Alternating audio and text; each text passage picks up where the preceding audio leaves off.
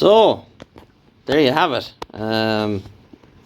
This was like 30 quid or something off Amazon, and it's very well made. Designed for a car, of course. That's why it had the bracket across here where you'd mount it to the bulkhead or whatever. So we sliced that off. The cable ties are just temporary. What I'm going to do is I'm going to line the insides of the two brackets here with rubber, and then I'll get some CV boot ties to mount it with, and that'll be sound. It won't go anywhere.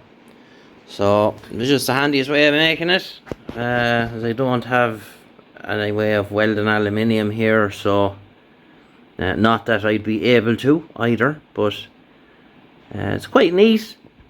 The grub screws hold it on to the rods, and then this is bolted to the two bits, and that's bolted to that. So it took me about three and a half hours to make.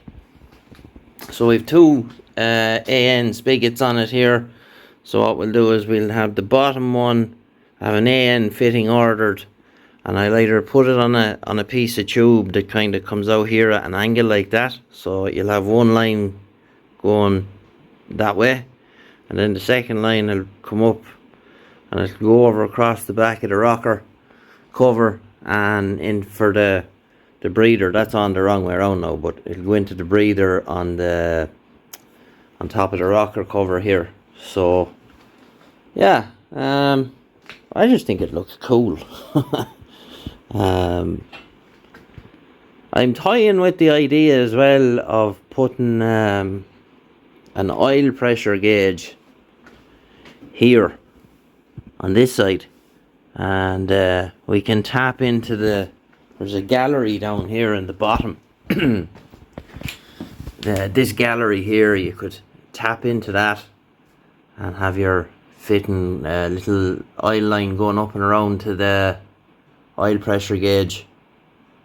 We'll see, I don't know. I have to look into that. It'll have to be a marine grade gauge, so it won't matter if it gets wet. Yeah, so there you go. It's my little catch tank bottle.